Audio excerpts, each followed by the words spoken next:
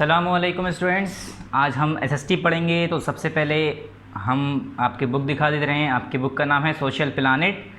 तो सबसे पहले इसका कंटेंट ओपन करिए और देखते हैं आपका सिलेबस क्या है। ठीक है, आप अपना सिलेबस देख लिए पहले। तो कंटेंट ओपन करिए और यहाँ देखिए हिस्ट्री में आपके 5 चैप्टर हैं।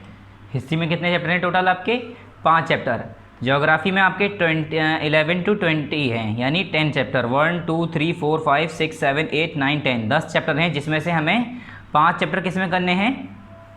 SA में करने हैं। यानी SA1 में, जो आपका SA1 में आएगा वो क्या होगा? Chapter number 11 to 15। यानी अगर देखें तो 1 to 5 देखें, यानी 5 चैप्टर इसके, 1 2 3 4 5, जिसमें हम 2 चैप्टर ऑलरेडी कर चुके हैं।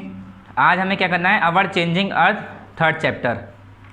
ठीक है, our changing earth chapter number 3rd आज हमें ये करना है। पेज नंबर 86 ओपन करना है। पेज नंबर 86 ओपन कर लिए।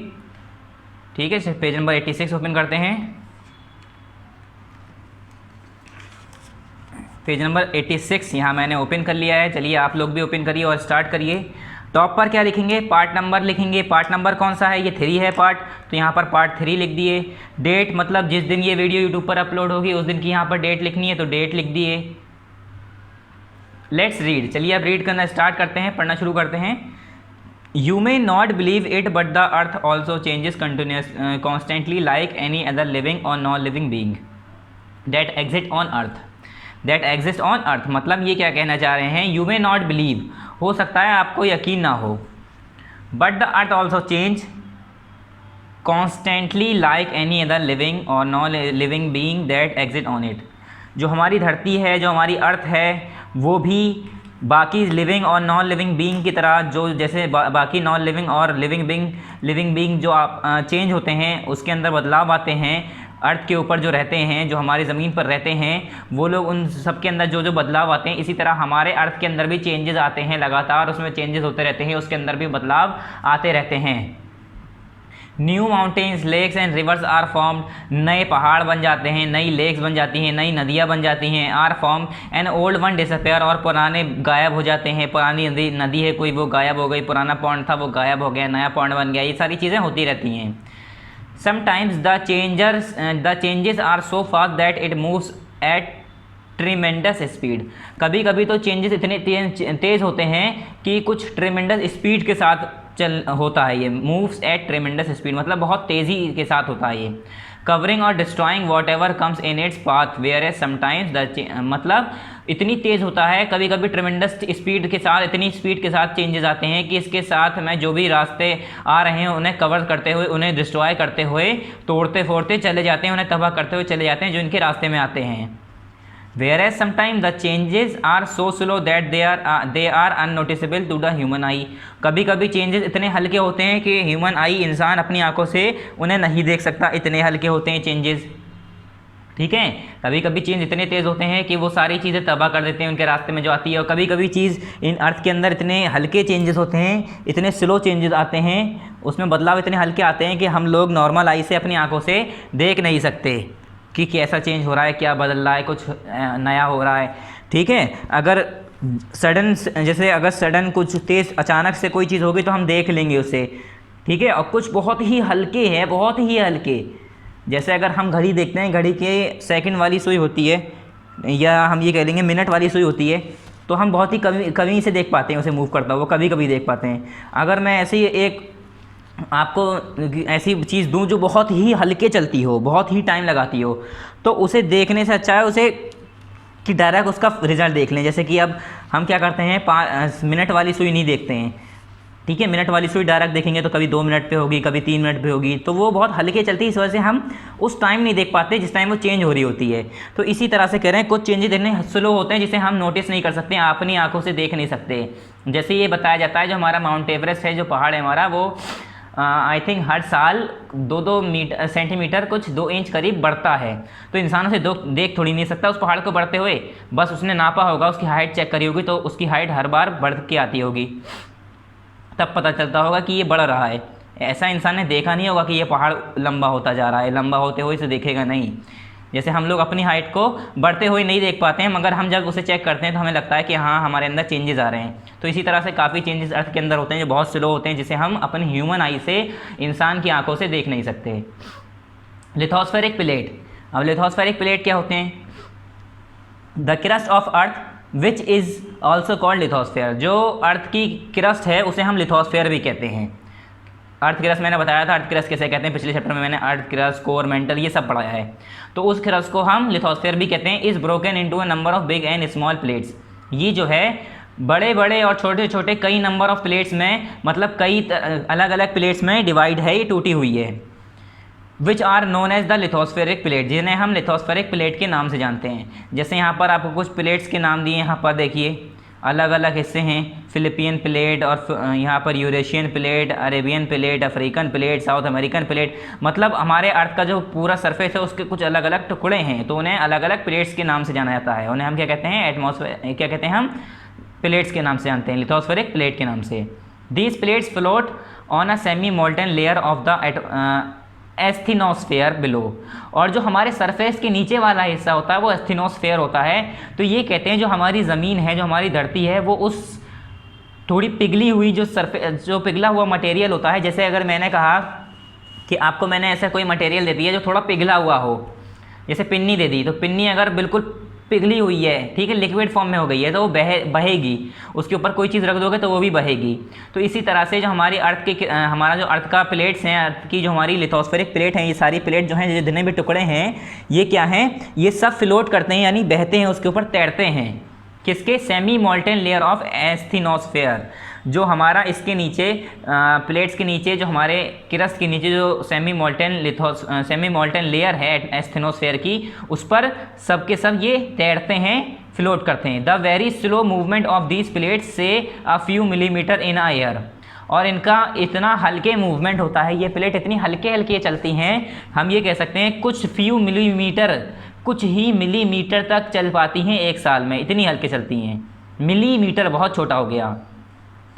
Results in the development of various landform, फिर few millimetres in a year results in the development of various landform on the earth surface. Lithosphere plates are of two types.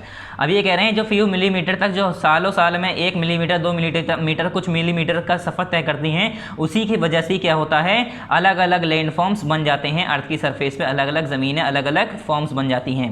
Lithospheric plate की अब 2 तरीके हैं, 2 तरह में lithospheric plate को divide किया गया है। पहला है कॉन्टिनेंटल प्लेट और ओशियन प्लेट्स, ठीक है। 2 हिस्सों में डिवाइड करा है लिथोस्फेरिक प्लेट को, एक कॉन्टिनेंशियल प्लेट और ओशियन प्लेट्स।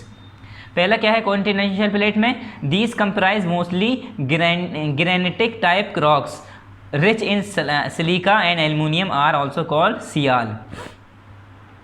कॉन्टिनेंटल प्लेट्स कौन सी है? ये वो प्लेट्स हैं जिसमें ज़्यादातर ग्रेनिटिक टाइप की रॉक्स मिलती हैं, यानी ग्रेनाइट्स टाइप की रॉक मिलती है, ग्रेनिटिक टाइप की रॉक मिलती है, पत्थर मिलते हैं, ठीक है। ये पत्थर वाला इलाका हो गया सारा, रॉक्स वाला इलाका।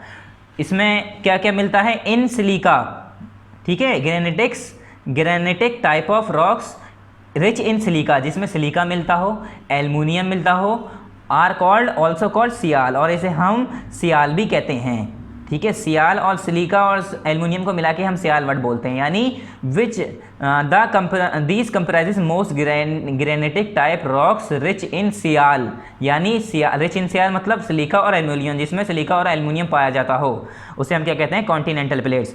और ओशियन प्लेट्स कौन सी हो गई? These comprises mostly basaltic type rocks rich in magnesium and aluminium.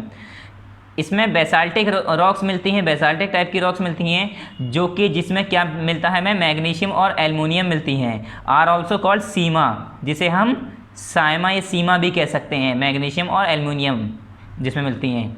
Earthquake and volcanic activities are commonly along the boundaries of the lithospheric plate. और जो अर्थक्वेक और वॉल्केनिक एक्टिविटीज़ होती हैं, जो वो कहाँ पर है? Along the boundaries of lithospheric plate. Lithospheric plates के बाउंड्रीज पर ही ये सारी चीज़ें होती हैं।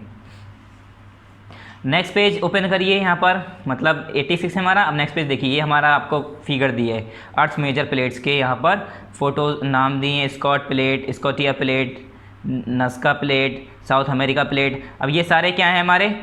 ये कॉन्टिनेंटल प्लेट हो गए। जो कॉन्टिनेंट्स हैं उसके जितने भी वो कॉन्टिनेंटल प्लेट हो गई, ये पानी वाला इलाका सब हमारा किस में आ गया, ओशनिक प्लेट्स में आ गया। अब नेक्स्ट पेज देखिए यहाँ पर पेज नंबर 87, अर्थ मूवमेंट। अर्थ का मूवमेंट कैसा होता है, किस वजह से होता है, कैसे होता है। Earth movements are divided on the basis of forces which cause them. Earth का मूवमेंट जो है ना किस पर डिवाइड है, फोर्सेस के बेस पर डिवाइड है, ठीक है। उस पर अर्थ पर जो मूवमेंट होता है अर्थ का, वो किसी फोर्स की वजह से होता है, और उसी फोर्स की वजह से, उन्हीं फोर्स की वजह से क्या है, अर्थ का मूवमेंट भी अलग अलग तरीक़ों में डिवाइड है। There are two main types of forces such as endogenic forces and exogenic forces। अब अर्थ में जो मूवमेंट होता है, जो ज़मीन चलती है, कहते हैं हम लोग ज़मीन चलती है, तो ज़मीन जो चलती है या ज़मीन के अंदर का पार्ट चलता है, ज़मीन का जो मूवमेंट होता है, अर्थ का जो मूवमेंट होता है, वो क्यों होता है, दो फोर्सेस की वजह से होता है। उन फोर्सेस का नाम क्या है, एक एंडोजेनिक फोर्सेस, एक एक्सोजेनिक फोर्सेस। एंडोजेनिक फोर्सेस में क्या होता है, the forces which originate from the interior of the earth are known as endogenic forces. वो ताकत या वो फोर्स जो कि ज़मीन के अंदर से ओरिजिनेट हो रही हो, ज़मीन के अंदर से पैदा हो रही हो, ज़मीन के अंदर से लग रही हो अर्थ पर, ज़मीन के अंदर से जो निकल के आ रही है फोर्स, ज़मीन के अंदर से जो फोर्स लग रही है, उसे हम कहेंगे एंडोजेनिक फोर्सेज, ठीक है, उसे हम क्या कहेंगे, endogenic forces.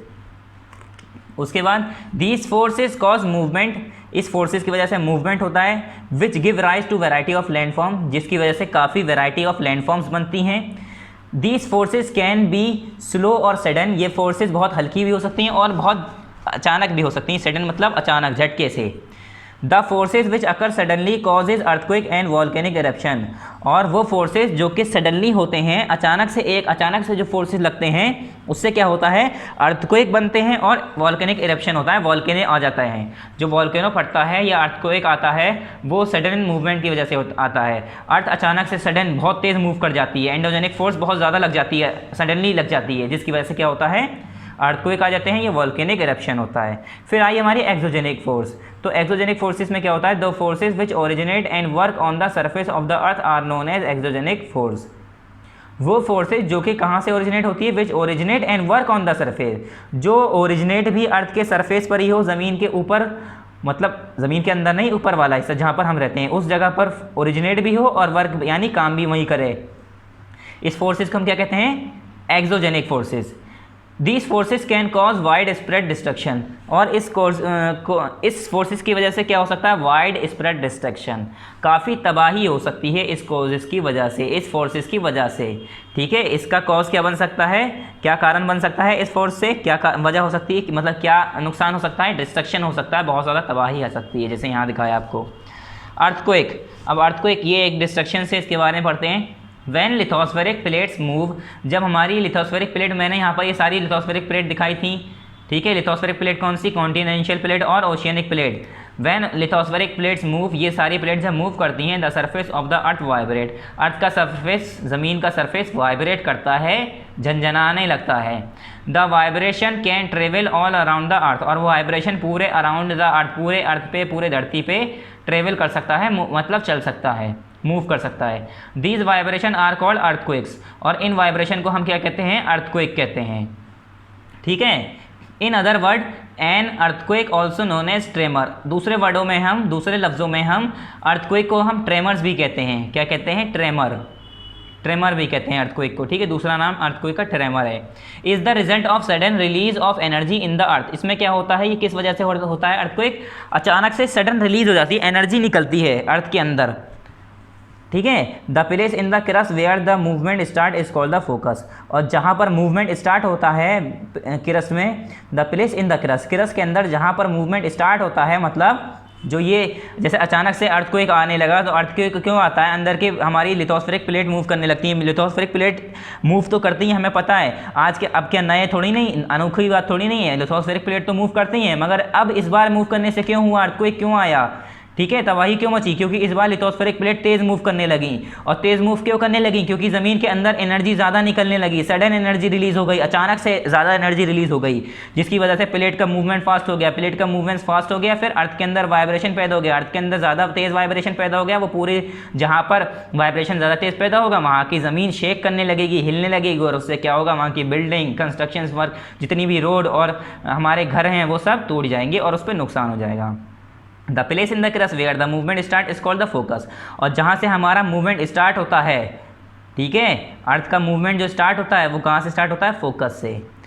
The place on the surface above the focus is called the epicentre, और इससे ऊपर वाला जो हमारा सरफेस होता है, the place on the surface above the focus is called the epicentre, उसे हम क्या कहते हैं, एपिसेंटर कहते हैं। वो जगह जो surface on the surface, surface पर वो जगह जो कि फोकस के ऊपर होता है, अबव द फोकस, उसे हम कहते हैं epicentre. As the vibration travel outward from the epicentre in the form of wave, जैसे कि हमारा वाइब्रेशन बाहर की तरफ निकल के आता है एपिसेंटर से इन the form of wave, wave की फॉर्म में, ठीक है, लहरों की फॉर्म में। वेव समझ ली आप, लहर समझ ली, इस तरह से, ठीक है, इस तरह से वो वेव होता है। वेव आप जब आगे चलेंगे तब पढ़ेंगे वेव क्या होता है, इस तरह से निकलती हैं वो इस फॉर्म में, ठीक है। तो क्या होता है, as the vibration travel outward from the epicentre in the form of wave the greatest damage is usually caused on the areas closest to the epicentre. तो उस जगहों पर ज़्यादा नुकसान होता है जिस जगह का एपिसेंटर, जिस जगह के एपिसेंटर से मूवमेंट स्टार्ट हुआ हो और वहाँ से वेव निकली हो बहुत तेज़ी से, और वहाँ के जो करीबी जगह होंगी क्या होगा, उसमें बहुत सारा नुकसान होगा। This is called an earthquake, और ऐसे ही हम अर्थक्वेक कहते हैं। An earthquake can be measured with the help of instrument called seismometer और सेस्मोग्राफ। अर्थक्वेक हम नाप सकते हैं, तौल सकते हैं कि अर्थक्वेक कहाँ आया है, कैसे आया है, कि मतलब हमें ये पता चल जाता है अर्थक्वेक आने वाला है, ये यहाँ पर इतनी तेज़ अर्थक्वेक आया था। तो अर्थक्वेक को तौलने के लिए, नापने के लिए, मतलब वज़न करने के लिए नहीं, ये चेक करने के लिए कि कितनी स्पीड से आ रहा है, कैसी तबाही मचाएगा, ये सब जाँच के लिए, उसे मेज़र करने के लिए एक इंस्ट्रूमेंट है, एक हमारा एक क्या है, मशीन है, जिसके से हम उसे हम क्या कहते हैं, सेस्मोमीटर, और हम सेस्मोग्राफ भी कहते हैं। इससे हमें पता चल जाता है कि अर्थ की इसकी स्पीड क्या है, या वो कितनी तेज़ आया है। मतलब जैसे हमारा अर्थक्वेक आया कहीं पर, तो सेस्मोमीटर से पता चल जाएगा उसकी स्पीड क्या थी, ठीक है, कितनी तेज़ था वो। The earthquake waves are of 3 types. अब जो अर्थक्वेक आता है ना, उसमें 3 तरह की वेव होती हैं। अर्थक्वेक वेव जो है 3 तरह की होती हैं। पहला क्या है हमारा, प्राइमरी वेव और लॉन्गिट्यूडनल वेव, ठीक है, इसे हम क्या कहते हैं, प्राइमरी वेव और longitudinal wave. The primary wave और पुश वेव, जिसे हम प्राइमरी वेव और लॉन्गिट्यूडनल वेव तो कहते ही हैं, साथ साथ प्राइमरी वेव को हम पुश वेव भी कहते हैं, also called P wave. Simply हम इसे पी वेव भी लिख सकते हैं, मतलब प्राइमरी या पुश या लॉन्गिट्यूडनल वेव, इसे हम सिंपली पी वेव भी लिखते हैं। Are the fastest and are first to be recorded by the seismograph. ये सबसे तेज़ चलने वाली वेव है अर्थक्वेक की। जब अर्थक्वेक आता है तो अगर उसमें प्राइमरी वेव जनरेट होती है तो वो सबसे तेज़ चलने वाली वेव है। अर्थक्वेक की 3 तरह की वेव होती हैं। अर्थक्वेक जब आता है तो 3 तरह की वेव्स निकलती हैं, प्राइमरी, सेकेंडरी और एल वेव और सरफेस वेव। तो प्राइमरी वेव सबसे तेज़ स्पीड वाली वेव है and are first recorded by the seismographer. और ये पहली ऐसी वेव है जो सेस्मोग्राफ या सेस्मोमीटर के ज़रिए रिकॉर्ड की गई थी, मतलब इस मशीन के ज़रिए रिकॉर्ड की गई थी, सेस्मोमीटर के ज़रिए। इन पी वेव यानी primary wave the particle move along with the wave and दस कॉजेज कंपेरेटिवली लेस डैमेज। इसमें क्या होता है, जो पार्टिकल हैं वो वेव के साथ साथ ऐसे करके मूव कर रहे होते हैं। जैसे अब अगर वेव इधर जा रही है तो अर्थ के सरफेस के पार्टिकल ऐसे ही चल रहे हैं इधर ही, तो इस तरह से यूँ करके इसी तरह से चल रहे हैं, यूँ करके इस तरह से वेव के साथ साथ चल रहे हैं। तो इसमें जो है तबाही कम मचती है, ठीक है, मस्ती है, तबाही आती है, इसमें भी नुकसान होता है, मगर बाकी हिसाब से देखा जाए तो इसमें प्राइमरी वेव में बाकी इन दोनों वेव से कम नुकसान होता है। दूसरा क्या है, सेकेंडरी वेव्स। सेकेंडरी वेव्स और ट्रांसवर्स वेव जिसे हम कहते हैं, द सेकेंडरी वेव यानी एस वेव और शेक वेव्स, इसे हम शेक वेव्स भी कहते हैं। सेकेंडरी वेव को हम ट्रांसफर वेव भी कहते हैं और इसे हम शेक वेव्स भी कहते हैं, मतलब हिला के रख देने वाली पूरी। शेक मतलब होता है हिलाना, ठीक है। Make rock move up and down and from side to side.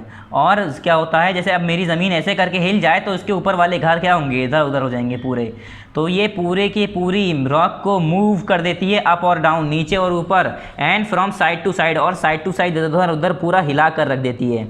They travel deep underground and can not move through liquid. और ये ज़मीन के अंदर वाले हिस्सों पे आती है, ज़मीन के बहुत डीप अंडरग्राउंड वाले हिस्से पर ट्रेवल करती है, and can not move through liquid, और लिक्विड के ज़रिए ये चल नहीं सकती, ठीक है। जहाँ सॉलिड पार्ट होगा वहीं पर ये वाली वेव बनती हैं। फिर थर्ड है हमारा एल वेव और surface wave. The L waves also called the surface wave. हम एल वेव्स को हम सरफेस वेव भी कहते हैं। Travel over the surface of the earth and cause maximum damage. ये अर्थ के सरफेस पे चलती है, मतलब ये तो ज़मीन के अंदर अंदर है, ये ज़मीन के ऊपर वाले हिस्से पे जहाँ पर हम लोग रहते हैं, जिस जगह पर हम इसी जगह पर तो रहते हैं, इसी जगह पर तो रहते हैं, इसी पे तो रहते हैं, तो ये तो ज़मीन का अंदर वाला हिस्सा है, इसके ऊपर सरफेस होगा अभी ऐसे करके, ठीक है। ये हमारे सरफेस पे ही है, तो यहाँ पर ही घर बने हैं। ये travel over the surface of the earth and cause maximum damage, और इसी की वजह से मैक्सिमम डैमेज होता है, ज़्यादा सबसे ज़्यादा तबाही इस पर ही आती है, इसी वाली वेव्स में।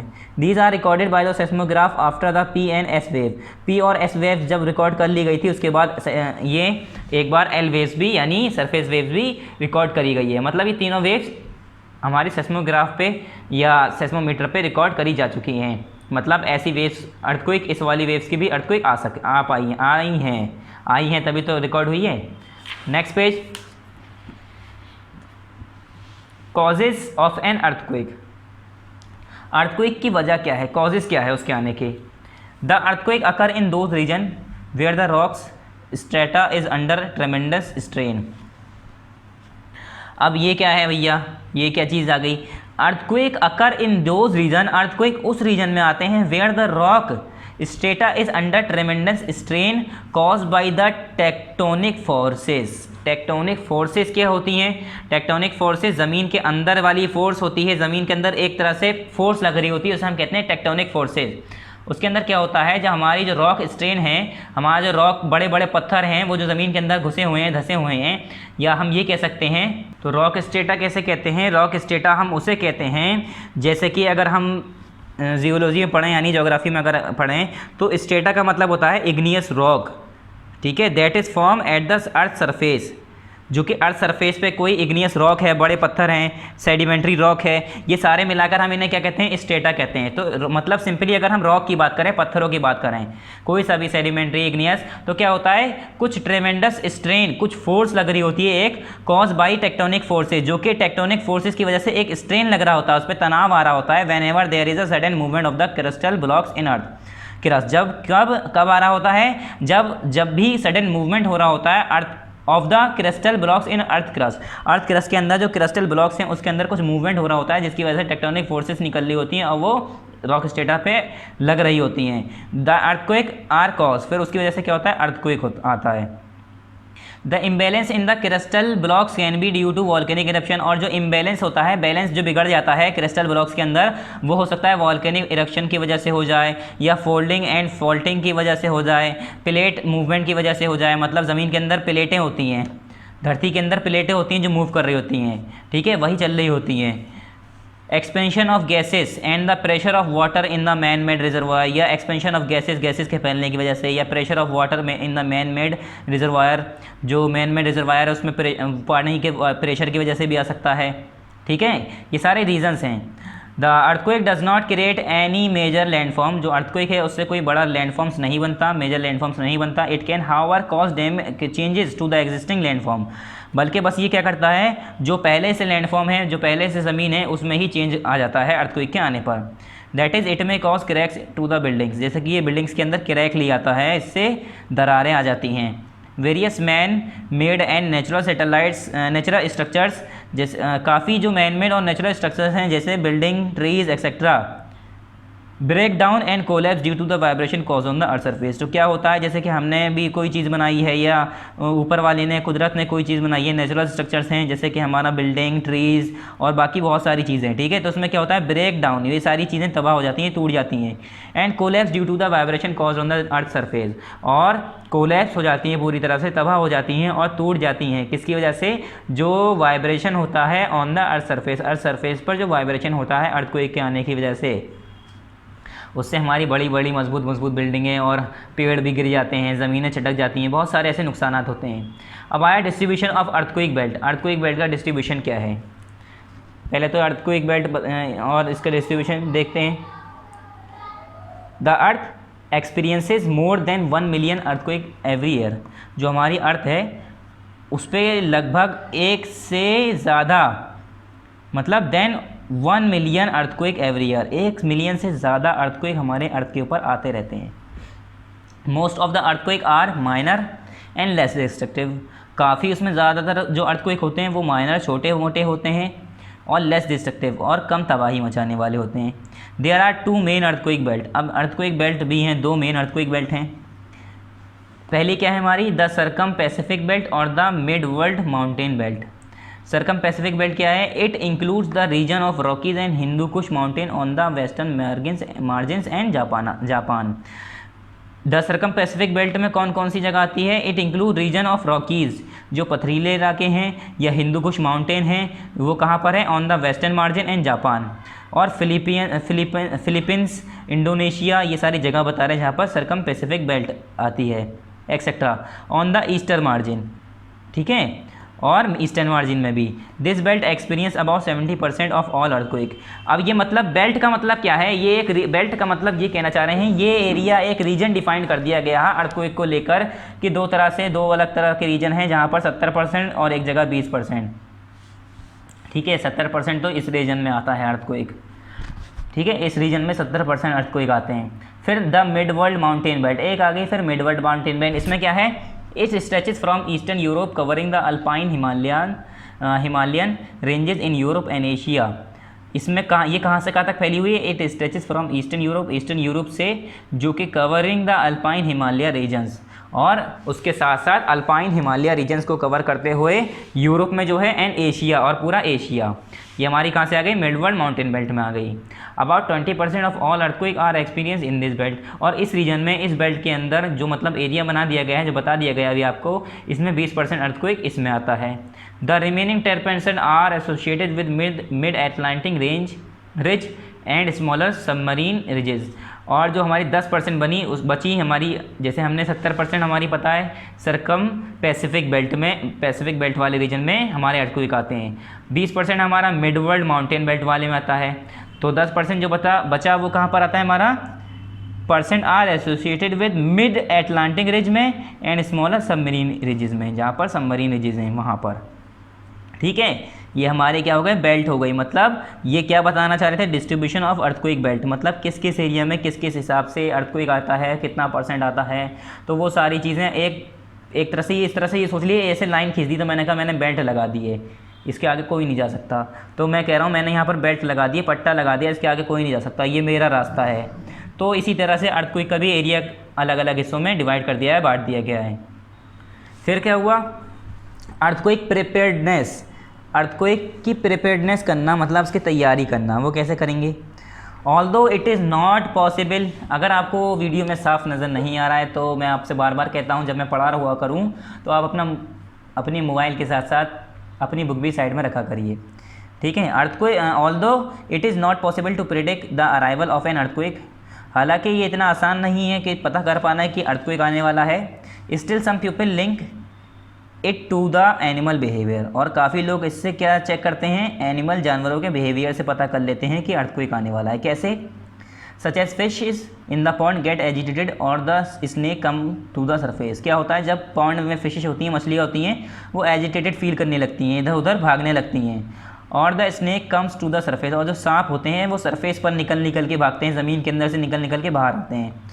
The Japanese use the method of measuring changes in sea level to predict earthquake, और जो जापानीज़ हैं वो कौन सा मेथड यूज़ करते हैं अर्थक्वेक को प्रिडिक्ट करने का, चेक करने का कि अर्थक्वेक आ रहा है कि नहीं आ रहा है। कैसे पता करते हैं ये, measuring changes in sea level, sea level में कितना चेंज हो रहा है, सी लेवल का चेंज देखकर उसमें उसके लेवल में चेंज आता है अगर, तो इन्हें पता चलता है अर्थक्वेक आने वाला है। दो you can not do much about the occurring of earthquake, हालांकि आप लोग को ज़्यादा कर नहीं सकते अर्थक्वेक के लिए, उसे मतलब रोक नहीं सकते हम अगर चाहें तो, but you can prepare yourself ahead of time to reduce its disasters effect. मगर आप अपने आप को तैयार कर सकते हैं कि वो जब तक आए उससे पहले आप अपने आप को तबाही से बचा सकें, ठीक है। तो आप उसके लिए आप अपने आप को तैयार कर सकते हैं, प्रिपेयर कर सकते हैं। Ahead of time to reduce itself disasters effect, अपने आप को किससे बचाने के लिए, डिज़ास्टर्स इफेक्ट से बचाने के लिए, ठीक है। जो डिज़ास्टर्स इफेक्ट आने वाला है, नुकसान होने वाला है, उन सब चीज़ों से बचाने के लिए अपने आप को प्रिपेयर कर सकते हैं। फिर क्या है, when you experience the shaking movement, जब आप शेकिंग मूवमेंट, ज़मीन का हिलना आपको एक्सपीरियंस होता है, महसूस होता है, तो क्या होता है, लीव द बिल्डिंग, घर को छोड़ दिए फ़ौरन, इमीडिएटली मतलब फ़ौरन। अगर आपको ऐसा लगे कि हमारी ज़मीन हिल रही है या हमारी दीवार हिल रही है, हम जिस बेड पर बैठे हैं वो हिल रहा है, अपने आप पंखा हिल रहा है या गिलास रखा है तो गिलास हिलने लगा, तो हमें क्या करना है, leave the building immediately, building को फ़ौरन छोड़ देना है। And come to an open area, और खाली एरिया में, ओपन एरिया में चले जाइए आप लोग, खोले हुए जगह में पहुंच जाइए वहाँ पर, ठीक है, जहाँ पर बिल्डिंग्स ना हो, बिल्डिंग्स बहुत दूर हों, तो ऐसे एरिया में जाइए जहाँ पर अगर कोई बिल्डिंग गिरती हुई है तो आपके ऊपर ना गिरे, इसलिए खुले एरिया में, ओपन एरिया में आप लोग पहुँच जाइए। नेक्स्ट पे यहाँ देखिए, दूसरा पॉइंट है if trap inside the building, अगर बिल्डिंग के अंदर ही फंस गए हैं आप लोग, ट्रैप हो गए, move the safer spot, move to the safer spot, सबसे सेफ जगह पर मूव करिए, वहाँ पर पहुँचिए। Such as under a kitchen counter table, जैसे कि किचन की काउंटर टेबल होती है उसके नीचे या उसके डेस्क के नीचे। अगेंस्ट एन इनसाइड कॉर्नर और वॉल, ठीक है, जो कॉर्नर और बिल्कुल इनसाइड अंदर की जो सबसे कॉर्नर की वॉल है उसके सामने। Protect your head with your arms, अपने हाथों से अपने सरों को बचा कर, अपने सर को बचा कर रखिए, ठीक है, अपने सर को ढक कर रखिए अपने हाथों से। Always keep away from fire places, और जहाँ पर आग लग सकती है उस जगह से दूर रहिए।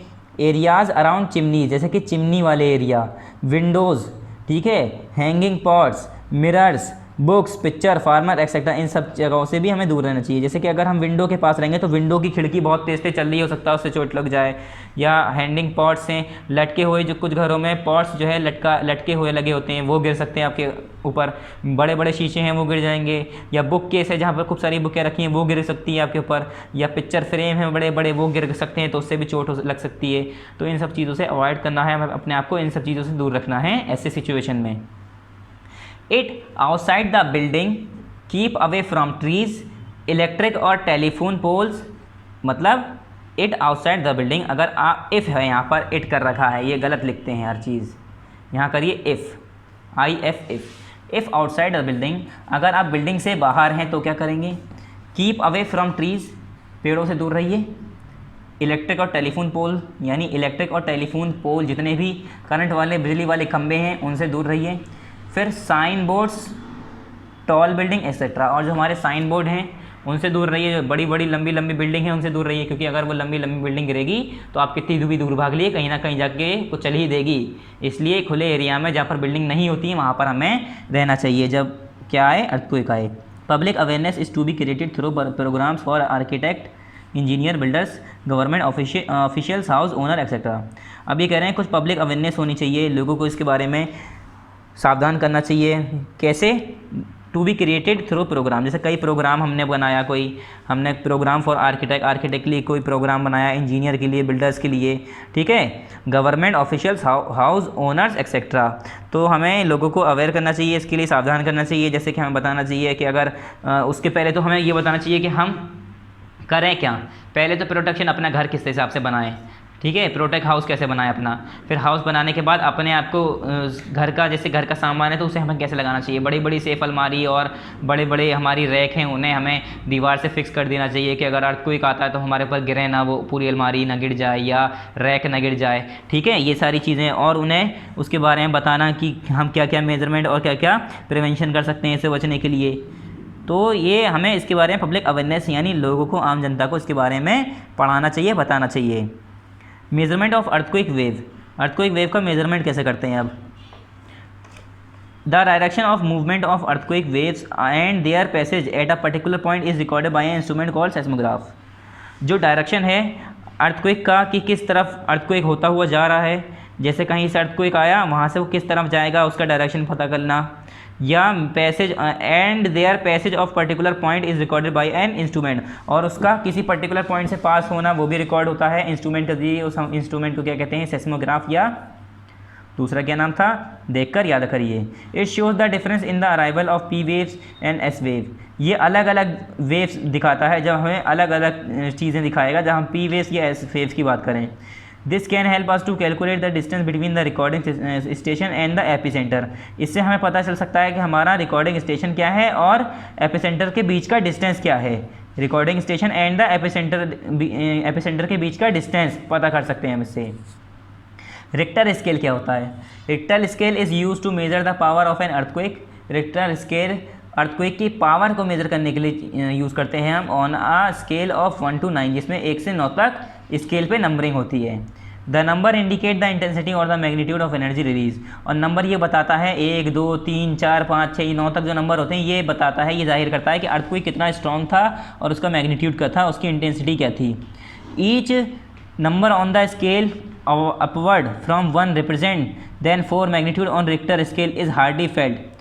अभी कह रहे हैं, सॉरी यहाँ पर मैंने लाइन छोड़ दी, each number on the scale upward from 1 represent 10 times increase in amplitude of shock waves. अच्छा, जैसे कि हम एक नंबर ऊपर जाएंगे तो वो 10 गुना बढ़ के दिखाएगा नंबर है, जैसे 1 2 लिखा है ना, तो 2 का मतलब एक जितना पहले 1 पर है उसके 10 गुना ज़्यादा एम्पलीट्यूड में बढ़ाओ, ठीक है।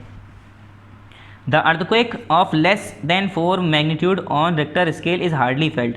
जो अर्थक्वेक हमारा 4 मैग्नीट्यूड से कम का अगर रिक्टर स्केल पे आ रहा है तो वो बहुत ही कम दिखने को मिलता है।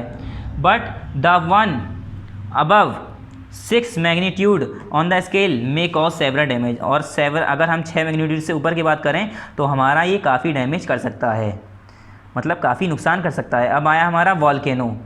वॉल्केनो कैसे कहते हैं, आपने ये सारी चीज़ सुनी होगी। वॉल्केनो इज़ अ वेंट और a crack in the earth crust through which molten material erupt suddenly.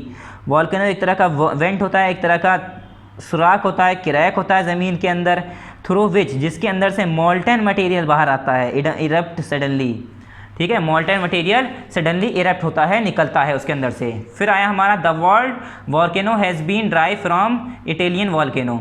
Italian volcano से ये वर्ड निकल के आया है हमारा वॉल्केनो। आफ्टर वल्कन, कहाँ से, वल्कन के बाद। The Roman God of fire, इसका मतलब होता है रोमन में इसे क्या कहते हैं, गॉड ऑफ फायर रोमन में, तो वल्कन से इसका नाम बना volcano. The hole through the sudden movement which originate from within the earth can cause volcanic eruption. और ये जो हमारा पूरा होल है इसके अंदर से क्या होता है, थ्रू द सडन मूवमेंट की वजह से जो हो जाता है, इसमें क्या होता है, which originate from within the earth can cause volcanic eruption. इसी की वजह से क्या होता है, वॉल्केनिक इरप्शन होता है, जो अचानक से सडन मूवमेंट हुआ ज़मीन के अंदर, अर्थ के अंदर, ठीक है। फिर क्या होता है, सडन मूवमेंट होता है अचानक से, फिर क्या होता है, which originate from within the earth can cause volcanic eruption. और जो अर्थ के अंदर से ये वो ओरिजिनेट होता है, जो ज्वालामुखी बन रही है अचानक से फटती है और ये वॉल्केनिक की शेप में बाहर आके गिरती है। In ancient times the volcano was known as the mountain of fire. Volcano को पहले माउंटेन ऑफ फायर कहा जाता था, मतलब आग का पहाड़। Actually it is not a mountain, सच में देखा जाए तो ये माउंटेन नहीं है, कोई पहाड़ नहीं है। अ वॉल्केनो इज़ अ वेंट और an opening in the earth crust. Volcano को हम वेंट कहते हैं, जिसका मतलब होता है एक opening in the earth crust के अंदर कोई सुराख या होल होना, इसे हम क्या कहते हैं, volcano. Through which the hot molten magma erupt suddenly, जिसके अंदर से एक हॉट मोल्टेन मैग्मा अचानक से बाहर फट के आता है, इरप्ट होकर आता है। The magma when reaches the earth surface is called lava, और वो मैग्मा जो कि अर्थ सरफेस पे रीच करता है, पहुंचता है, उसे हम क्या कहते हैं, lava. The erupted material consist of rocks fragment liquid lava water gas etcetera. और जो इरप्टेड मटेरियल हैं, जो कि मटेरियल निकल के आया इरप्शन के बाद, उसके अंदर क्या क्या आता है, कंसिस्ट ऑफ रॉक, पत्थर आते हैं, फ्रेगमेंट आते हैं, लिक्विड लावा आता है या वाटर गैस आती है एक्सेट्रा। ये सारी चीज़ें इसके अंदर से बाहर आती हैं फट के ज़मीन के अंदर से। फिर क्या है, when the hot liquid magma reaches the surface of the अर्थ, जब हमारा हॉट लिक्विड मैग्मा अर्थ के सरफेस तक पहुंचता है, फिर क्या होता है, it collect around the vent and begin to cool gradually. और वेंट के चारों तरफ ये कलेक्ट होना, इकट्ठा होना शुरू हो जाता है और फिर उसे ठंडा, वहीं पर ठंडा हो जाता है। The successive eruption and deposition of lava form a conical hill. जो सक्सेशन इरप्शन या डिपोजिशन हो रहा है लावा का, इससे क्या बनता है, कॉनिकल हिल बनते हैं। The cones are of various shapes and size. जो हमारे कोन्स हैं वो अलग अलग शेप और साइज़ के हो सकते हैं। At the mouth of the volcanic went a depression is form which is generally funnel shape, it is called crater. और जो मुंह है वॉल्केनो जहाँ से फटता है, वहाँ पर जो उसका मुंह है, is formed volcano with the eruption is form which is generally funnel shape. वहाँ पर एक शक्ल, मुंह, ओपनिंग खुल जाती है जब वॉल्केनो फटता है, तो वो किस शेप में होता है, फनल के शेप में, कुप्पी के शेप में होता है। उसे हम क्या कहते हैं, क्रेटर्स। ये जो हमारा फनल शेप निकल के आया है, इसे हम कहते हैं क्रेटर्स, ठीक है। फिर आया हमारा मेजर लैंड फॉर्म्स। अब मेजर लैंड फॉर्म्स कौन कौन से हैं हमारे, the land forms are continuously worn down mainly by 2 process. Continuously ये 2 प्रोसेस के जरिए वॉर्न डाउन हो रही है, ठीक है। मतलब जो हमारी जो लैंड फॉर्म्स है वो कंटिन्यूसली क्या है, वॉर्न डाउन का मतलब क्या होता है? वॉर्न डाउन का मतलब होता है बनाना, ठीक है, नोटिफाई करना, मेक करना, बनाना। मेक अवेयर ऑफ डेंजर मतलब नुकसान, हार्म से, डेंजर से अवेयर करना, ठीक है। Is known process by two process, ये दो प्रोसेस के ज़रिए होती है, known is weathering and erosion. ये दो प्रोसेस की वजह से होती है, वेदरिंग और इरोजन। वेदरिंग और इरोजन क्या है, अभी आगे पढ़ेंगे। मतलब मेजर लैंडफॉर्म जो ज़मीनें बनती हैं वो दो प्रोसेस की वजह से बनती हैं। मेनली वॉर्न डाउन मतलब मेनली मेक बनती है, ऑफन टेक्स यानी कोई काम अगर, या हम ये कह रहे हैं किसके ज़रिए बनती है, मेनली दो तरीकों के, दो प्रोसेस की वजह से बनती है, जिसे हम कहते हैं वेदरिंग और एक कहते हैं rock. Weathering is the disintegration of the rocks into smaller fragment on the place itself. मतलब वेदरिंग का मतलब होता है डिसइंटीग्रेशन। डिसइंटीग्रेशन मतलब बिखरना, डिसइंटीग्रेशन इसका मतलब क्या होता है? बिखरना, तोड़ देना, बिल्कुल छोटे छोटे पार्ट में डिवाइड कर देना, ठीक है। डिसइंटीग्रेशन का मतलब होता है टुकड़ों में बांट देना। तो पत्थरों को, वेदरिंग का मतलब होता है is the disintegration of rock into smaller fragment, छोटे छोटे टुकड़ों में डिसइंटीग्रेट कर देता है। वेदरिंग में क्या होता है? वेदरिंग एक ऐसा प्रोसेस है जिसमें बड़े बड़े टुकड़े, बड़े बड़े चट्टानें बारीक बारीक छोटे छोटे पत्थरों में टूट जाती है। On the place itself by, और किस जगह पर? जहाँ पर वो है, जैसे जहाँ पर जो बड़े बड़े पत्थर हैं वहाँ पर, by various agents of gradation, जैसे काफ़ी एजेंट हैं ग्रेडेशन के, उसके ज़रिए, ठीक है। किसके ज़रिए? वेरियस एजेंट्स ऑफ ग्रेडेशन, ठीक है बच्चों। और फिर यहाँ क्या है? Erosion is the transportation of eroded और द डिग्रेडेड। इरोजन क्या है हमारा? ट्रांसपोर्ट, ये कह रहे हैं erosion is the transportation of eroded और डिग्रेडेड मटेरियल। अब जो हमारा इरोजन है वो क्या है? वो हमारा ट्रांसपोर्शन होता है। मतलब अब हमने बड़े बड़े टुकड़े, बड़े बड़े जो चट्टानें थी उसे हमने तोड़ तो दिया, तो उसे हम, जो इरोडेड और डिग्रेडेड मटेरियल है वो एक जगह से दूसरी जगह कैसे जाएगा, उस प्रोसेस को जो पानी के ज़रिए, हवा के ज़रिए जैसे भी उड़ के जा रहा है उसे हम कहते हैं इरोजन। इरोजन क्या कहते हैं? Erosion. After this eroded material get deposited in other place, it lead to the formation of various type of landform. और क्या होता है? ऐसे बड़े बड़े टुकड़े टूटते हुए इधर उधर जा जाके फिर इकट्ठा होते होते होते होते हो सकता है वहाँ पर कोई ज़मीन बन जाए, ऐसी ज़मीन का टुकड़ा बन जाए, तो वहाँ पर क्या बनती है? Major type, different different formation of various types of landform. वहाँ पर फॉर्मेशन होता है ज़मीन का लैंडफॉर्म्स का, डिफरेंट डिफरेंट वेरियस टाइप्स के लैंडफॉर्म वहाँ पर बन जाते हैं। वेदरिंग एंड इरोजन, अब दोनों को एक साथ बता रहे हैं यहाँ पर। वेदरिंग क्या है? It is break down and changing of rock, मतलब पत्थरों का टूटना और उसमें बदलाव आना, उसे हम क्या कहते हैं? Weathering. Weathering breaks down the rocks and erosion wears away the landscape. Weathering क्या करता है? पत्थरों को तोड़ देता है, और इरोजन क्या करता है? लैंडस्केप तक इसे ले जाता है, मतलब इसके बाकी टूटे हुए टुकड़े को किसी किनारे ले जाता है। Weathering happens when rocks are broken into smaller pieces. Weathering जब होता है जब बड़े बड़े पत्थर स्मॉलर पीसेस में, बारीक बारीक टुकड़ों में टूटते हैं। These smaller pieces are called sediment. इन हम छोटे छोटे टुकड़ों को सेडिमेंट कहते हैं, सैंड कहते हैं, पेबल्स कहते हैं या सिल्ट कहते हैं। And when the smaller pieces are moved by wind और water, it is called erosion. और यही स्मॉलर छोटे छोटे टुकड़े जो है हमारे, पेबल, सिल्ट, सैंड, सेडिमेंट, ये सारे टुकड़े जब टूट के, जब ये स्मॉलर पीसेस एक जगह से दूसरी जगह हवा के ज़रिए या पानी के ज़रिए बह कर जाते हैं, तो इसे हम क्या कहते हैं? इरोजन, ठीक है। सॉइल इरोजन, वाटर इरोजन या विंड से इरोजन होता है। तो ये सारी चीज़ें आपने देखा होगा, तो ये सुना होगा, मतलब देखा तो नहीं होगा, सुना होगा। तो इरोजन का मतलब ही यही होता है, एक जगह से दूसरी जगह बहा के ले जाना। तो यही इसमें होता है वेदरिंग और इरोजन में। The process of erosion and deposition creates different landscape. Erosion और डिपोजिशन की वजह से डिफरेंट डिफरेंट लैंडस्केप बनते हैं। Erosion is a natural process. Erosion एक नेचुरल प्रोसेस है, कोई इंसान इसे खुद नहीं करता है, ये नेचुरली कुदरत की वजह तरफ से होता है। दो it is often increase by human, मगर ये ह्यूमन के ज़रिए, इंसानों के ज़रिए बढ़ावा इसे मिलता है। यूज़ द लैंड, कैसे? Deforestation, over grazing, construction and road.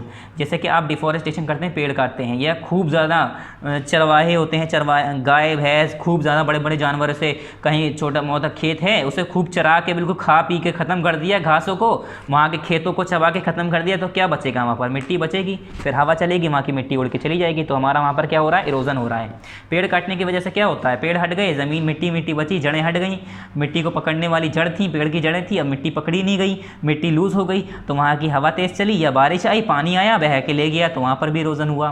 Construction की वजह से, या road building often expose soil and sediment to increase erosion. Road building, road बनाने की वजह से या कहीं काम हो रहा है वहाँ पर भी सॉइल और सेडिमेंट भी एक्सपोज होते हैं, जिसकी वजह से हमारा इरोजन इंक्रीज होता है।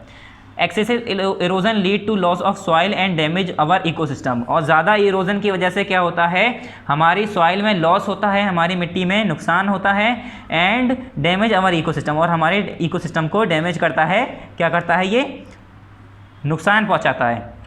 Building terraces and planting trees can help reduce erosion, terrace बनाने से और प्लांटिंग ट्रीज, और ट्रीज बनाने से, पेड़ लगाने से क्या होता है, पेड़ लगाने से, ये टेरेसेस बनाने से क्या होता है, हमारा जो इरोजन हो रहा है, सॉइल इरोजन, ये वाटर इरोजन जैसा भी इरोजन हो रहा है, उससे क्या, सॉइल इरोजन जो होता है हमारा, मेनली सॉइल इरोजन ये होता है, ऊपर की मिट्टी बहकर चली जाती है तो वहाँ की उपजाऊ ज़मीन, वहाँ की फर्टिलिटी भी ख़राब हो जाती है, ड्रॉट पड़ जाता है, सूखा पड़ जाता है, बहुत सारे नुकसान होते हैं। ठीक है, उससे हम इन सारी चीज़ों से हम क्या कर सकते हैं, ज़्यादा से ज़्यादा पेड़ लगाने से भी हम क्या कर सकते हैं, इरोजन रोक सकते हैं। Weathering can even break big rocks, weathering में क्या होता है, बड़े बड़े पत्थर भी टूट जाते हैं।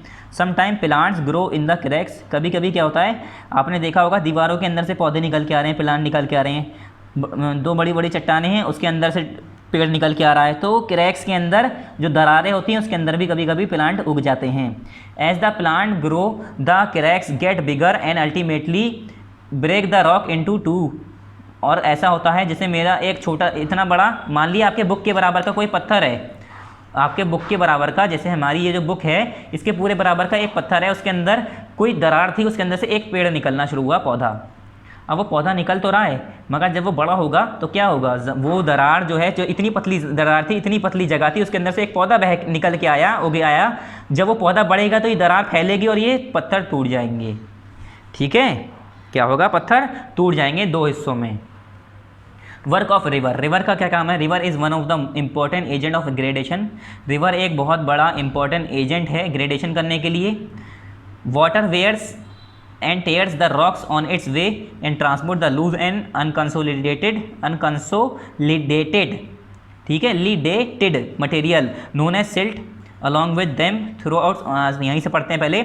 Water wear and tear, water wear करता है, पहनता है, और उसे फाड़ता है, चीरता है, मतलब उसे चीड़ फाड़ करता हुआ निकलता है रॉक को on its way, and transport the loose and unconsolidated material, और जो अनकंसोलिडेटेड मटेरियल है, जो लूज मटेरियल है, जो जैसे कि अब बड़ा सा टुकड़ा है हमारा पत्थर का, उसमें से एक छोटा सा टुकड़ा गिर गया तो अगर हमने पानी फेंका तो छोटा टुकड़ा बह के चला जाएगा। इसी तरह से क्या होता है, जैसे कि सिल्ट हैं, ये सारे मटेरियल पानी के साथ ट्रांसपोर्ट हो जाते हैं।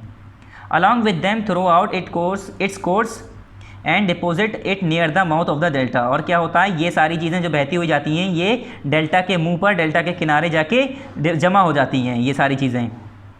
A river can be divided on the basis of course followed by it, और जो रिवर हैं वो अलग अलग कोर्स के बेसिस पर हमारे क्या हैं, डिवाइड हैं, अलग अलग जगह, अलग अलग तरीक़ों से भी हमारी रिवर भी हैं, जैसे अपर कोस्ट, मिडिल कोस्ट और लोअर कोस्ट। अब ये होता क्या है, in the passage it make several erosional and depositional features which are as follows. जब हमारी ये जो नदियाँ बहती हैं, यह जो हमारा पानी बहता हुआ जाता है, तो तीन तरीके से it make several erosional and depositional future, तो कुछ इरोजन भी होता है और डिपोजिशनल फ्यूचर्स बनते हैं, जिसे हम कहते हैं, हमारे कई तरह से डिवाइड हैं, जैसे वी शेप वैली बनती है एक, मतलब इरोजनल और डिपोजिशनल फीचर्स हैं ये। जब इरोजन और डिपोजिशन होता है तो उससे क्या बनता है, एक वी शेप वैली, वाटरफॉल, मैंडियर्स।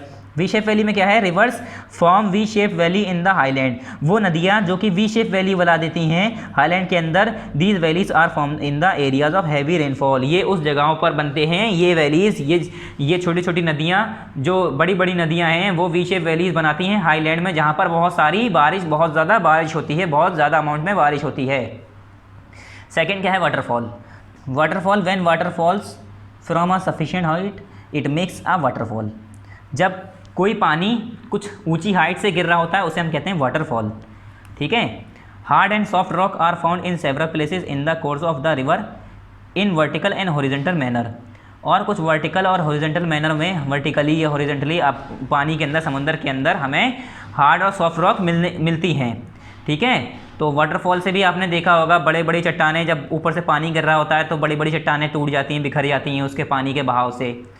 मैंडियर्स क्या होते हैं, a meander is a large bend in a flowing water course, meanders एक लार्ज बेंड होता है, मतलब काफ़ी इस तरह का मोड़ होता है। जब पानी बह रहा होता है, वाटर कोर्स बह रहा होता है, तो उसके अंदर फ्लोइंग वाटर कोर्स के अंदर ऐसे एक मोड़, उसे हम कहते हैं मेंडियर्स। ठीक है। A meander is form when the moving water in a river erodes the outer bank and when widens its valley. जब कोई रिवर बहती हुई जा रही होती है, नदी, तो उसकी जो पानी है, बहता हुआ पानी है, वो क्या करता है, इरोड द आउटर बैंक, उसके किनारे को, बाहर वाले आउटर बैंक को, आउटर वाले किनारे को तोड़ देता है, चौड़ा करता चला जाता है पानी की बहाव से। एंड वाइडेंस इट्स वैली, और अपनी वैली को फैलाता चला जाता है। जैसे अब पानी आ रहा है ऐसे करके, यहाँ कहीं मोड़ आया ऐसे करके, मैंने कहा ये पानी है इस तरह से, ऐसे नदी है ये, ऐसे करके यूँ मुड़ रही है। तो जब पानी ऐसे बहता हुआ आएगा तो इधर वाले हिस्से टकराएगा, तो ये वाला हिस्सा भी टूटेगा थोड़ा, तो इस तरह से ये इतनी जैसे चौड़ी थी तो और चौड़ी हो जाएगी। तो इसे हम कहते हैं मेंडियर्स। मतलब मेंडियर्स क्या होता है, जब पानी की वजह से इरोड्स होते हैं outer bank and widen it's valley, और अपनी वैली को वो चौड़ा कर देती है। ठीक है। अब ये ऑक्सबो लेक क्या है, an oxbow lake is a U shape water body. Oxbow lake एक यू शेप वाटर बॉडीज़ है। ठीक है, ऑक्सबो लेक। ठीक है, oxbow lake is a U shape, ये यू शेप की वाटर बॉडीज होती है, इस तरह से पूरा यू शेप में। It is form when a wide meanders is cut off from the main stream of a river.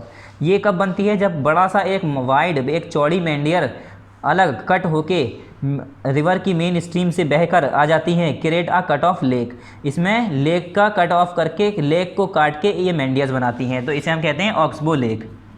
This landform is called an oxbow lake from the distinctive curve shape that result from this process।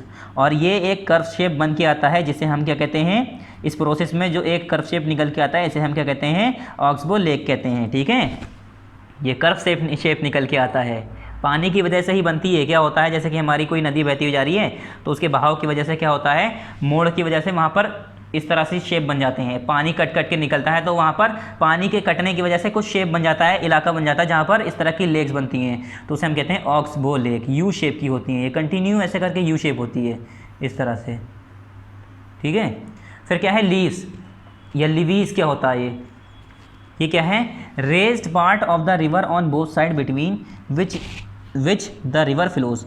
Levees वो वाला हिस्सा होता है, वो जैसे हम अगर नदी बह रही होती है तो आपने देखा होगा नदी के दोनों किनारे थोड़े से ऊंचे होते हैं, जहाँ पर जिसके बीच में पानी बह रहा होता है, उसे हम क्या कहते हैं, raise part of the river on both side between which the rivers flows. It is higher than the plain on both side, और ये प्लेन से दोनों साइड ऊंचा होता है। ठीक है। Such raise bank are known as levees. इसी किनारे को, जैसे किसी नदी, समुंदर के किनारे को, अगर हमारी कोई नदी बहती हुई जा रही है तो आपने देखा होगा इस तरह से वो वाला हिस्सा ऊंचा होता है। अगर नदी यहाँ है तो समुंदर के दोनों किसके किनारे ऊंचे होंगे, तो यही वाला जो बैंक है, ये किनारा जो है, ऊंचा हिस्सा जो होता है, दोनों कोने जो होते हैं, इसे हम कहते हैं लिवीज। ठीक है। नेक्स्ट पेज देखिए, फ्लड प्लेन क्या होता है। Flood plain is a flat और nearly flat land adjacent to a stream और रिवर। फ्लड प्लेन वो वाले लैंड, वो वाले ज़मीन, वो वाला एरिया है, nearly flat land. Flood plain क्या है, एक फ्लैट ज़मीन और पूरी तरह से फ्लैट लैंड कह सकते हैं हम, कि पूरी तरह से फ्लैट एरिया है, एक प्लेन एरिया है। एडजेसेंट टू स्ट्रीम और रिवर, जहाँ पर कोई नदी या उसकी स्ट्रीम बहती हुई जा रही हो, दैट एक्सपीरियंस ओकेशनल और पीरियडिक फ्लडिंग। फ्लड प्लेन उस एरिया को कहते हैं, उस प्लेन को कहते हैं जहाँ पर लगातार थोड़े थोड़े समय में बाढ़ आती रहती हो, फ्लड आती रहती हो। क्यों आती रहती हो, जो वो एरिया या तो फिर किसी नदी या उसकी नदी के स्ट्रीम के किनारे हो, उसके पास हो। ठीक है, वहाँ पर कोई नदियाँ ज़्यादा हो या वहाँ की उस पर कोई उसकी स्ट्रीम बह रही हो नदी की, तो जिसकी वजह से उसका पानी जो है बह के आ जाता हो, वहाँ पर बाढ़ आ जाती हो, तो ऐसे एरिया को हम क्या कहते हैं, फ्लड प्लेन। डेल्टा क्या होता है, as the river approaches the sea, जैसे जैसे रिवर, हमारी नदियाँ हैं जो वो समुंदर की तरफ पहुँचती हैं, हल्के हल्के सारी बहती हुई, इट स्पीड स्लो डाउन, उसकी स्पीड हल्की हल्की होने लगती है। And the river divide into a number of stream, और जो नदियाँ हैं वो हल्के हल्के छोटे छोटे टुकड़ों में बंटने लगती हैं, कॉल्ड डिस्ट्रीब्यूटरीज, जिसे हम क्या कहते हैं, डिस्ट्रीब्यूटरीज कहते हैं। ठीक है, जैसे अब मैंने कहा गंगा नदी 3-4 हिस्सों में बढ़ गई, तो वो 3-4 हिस्से जो है ना, गंगा नदी के छोटे छोटे हिस्से हो गए, मतलब छोटी छोटी नदियाँ आ गई, उन्हें हम कहते हैं ये डिस्ट्रीब्यूटरीज हो गई, गंगा नदी की डिस्ट्रीब्यूटरीज हैं ये। ठीक है, तो इसी तरह से अगर छोटे छोटे हिस्सों में जो टूटती हैं वो बाद में जाके नदियों से मिलती हैं और इसकी स्पीड कम हो जाती है, तो उसे हम क्या कहते हैं, distributaries. Slowly it begin to deposit its suspended material brought along with it. और फिर क्या होता है, जैसे कि अब हमारा समुंदर कहीं से बहता हुआ, हमारी नदी बहती हुई आ रही है, वो बहती हुई आ रही है तो अपने साथ कुछ मटेरियल भी तो लेके आएगी पानी में, तो वो उससे कहीं पर जमा देती है। Begin to deposit its suspended material, उसके साथ आने वाले मटेरियल को उसे जमा करना शुरू कर देती है। दस each distributary form its own mouth, और इसीलिए जो हर डिस्ट्रीब्यूटरी है उसका अपना एक मुंह होता है, अपना माउथ होता है, स्टार्टिंग पॉइंट होता है, या ये कह सकते हैं माउथ होता है। The collection of sediment from all the mouth forms a triangular structure called delta. और सारे, जैसे कि हमारी ऐसे करके नदियाँ बहती हुई आ रही हैं, या ऐसे करके क्या बहती हुई आ रही हैं, हमारी स्ट्रीम बढ़ गई, तो यहाँ से हम कलेक्शन करेंगे जब सेडिमेंट्स का, तो ये एक तरह का ट्राइंगल शेप बनता है, ट्राइंगल स्ट्रक्चर बन के आता है। जैसे हमारी एक नदी थी, यहाँ से ऐसे डिवाइड हो गई, ठीक है, इस तरह से डिवाइड हो गई, तो यहाँ पर सेडिमेंट अगर मैं कलेक्ट करने लगूँ तो इस तरह से हमारा ट्राइंगल शेप बनेगा। इसे हम क्या कहते हैं, डेल्टा कहते हैं, ठीक है, डेल्टा बनता है। Form the mouth forms a triangular structure called delta, और ये एक ट्राइंगुलर स्ट्रक्चर बना लेता है, जिसे हम क्या कहते हैं, डेल्टा कहते हैं। उसके बाद नेक्स्ट है हमारा work of sea wave. Sea wave का क्या काम होता है, sea waves are in continuous motion and are very effective agent of gradation on the coastal part for the erosion the size and the stand of waves. ये कह रहे हैं सी wave जो है एक कंटिन्यूस मोशन में रहती है, and are very effective agent, ये ग्रेडेशन के लिए कोस्टल पार्ट में जो ग्रेडेशन होता है उसमें बहुत ज़्यादा इफेक्टिव एजेंट है, ये बहुत ज़्यादा इफेक्टिव काम है इसका। फॉर द इरोजन, इरोजन के लिए the size and stand of the waves amount of water in such high and low tides must be undertaken for consideration. अब जैसे आपने देखा होगा इरोजन के लिए ज़्यादा पानी आएगा, ज़्यादा स्ट्रेंथ होगी, ज़्यादा पावर होगी, ठीक है। ऊंचाई से अगर पानी गिर रहा है तो पत्थर जल्दी टूटेगा, नीचाई से गिर रहा है तो पत्थर हल्के हल्के टूटेगा, ज़्यादा पानी आ रहा है तो बड़ा बड़ा पत्थर बह के चला जाएगा, कम हल्के पानी आ रहा है, स्पीड कम है, पानी का लेवल कम है, तो छोटे छोटे पत्थर ही बह पाएंगे, फोर्स कम लगेगा। तो ये सारी चीज़ें डिपेंड करती हैं। Sea waves hit the shore with a gale force. Sea wave जो है वो शोर को हिट करती है, ठीक है, टकराती है विद अ गेल फोर्स, मतलब काफ़ी फोर्स से। Break the rocks and take away the loose and unconsolidated particle, और पत्थरों को, बड़े बड़े टुकड़ों को बारीक टुकड़ों में तोड़ देती है और उन्हें बहाकर ले जाती है। Following are the features form by the sea waves. अब सी वेव्स की वजह से कुछ फीचर्स बनते हैं, कुछ चीज़ें बनती हैं, वो क्या है, एक सी क्लिफ बनता है। सी क्लिफ क्या है, the sea wave coast rising almost vertically above the sea water is called a cliff. क्या होता है, ये सी क्लिफ है। The sea wave causing coast the sea water coast rising almost vertically. जो सी का water coast होता है, जो उसका किनारा होता है, वो ऑलमोस्टली ऊंचाई पर होता है, above the sea water is called the sea cliff, इसे ही हम कहते हैं सी क्लिफ, ठीक है। ये जो है कैसे बना, पानी बह बह के आ रहा होगा, बह बह के आ रहा होगा, सारा से यहाँ पर जमता जा रहा होगा, जमते जमते इस तरह से चट्टान सी बन गई। सी केव क्या होता है, समंदर के अंदर गुफाएं भी बन जाती हैं, आपने कभी कभी देखा होगा। इसमें क्या होता है, due to the erosive power of the sea wave, समुद्र की लहरों की इरोजन करने की पावर की वजह से क्या होता है, several weak point on the rock change into small cave. कुछ जो बड़े बड़े पत्थर हैं वो टूटते चले जाते हैं और गुफा का शेप ले लेते हैं, टूटते टूटते टूटते टूटते अंदर गड्ढा होता गया, सुरंग बनती गई और गुफा बन जाती है। फिर क्या होता है, रॉक्स चेंज इनटू स्मॉल केव, वो छोटी छोटी गुफा बन जाती हैं। Which grow in size over time, और हल्के हल्के वो बड़ी बड़ी साइज़ में बनती चली जाती हैं। जैसे मैंने कहा एक ऐसा पत्थर था, यहाँ पानी पड़ता गया पड़ता गया पड़ता गया पड़ता गया, ऐसा करके अंदर तक पूरा हमारा क्या होगा, गुफा बन गई, ठीक है। Sea caves are form in soft rock, और ये सॉफ्ट रॉक में देखने को मिलती हैं, ठीक है। फिर सी बीच भी इससे ही बनता है। सी बीच क्या है, a beach is a coastal landform formed when the sea waves deposit sediment along the sea shores.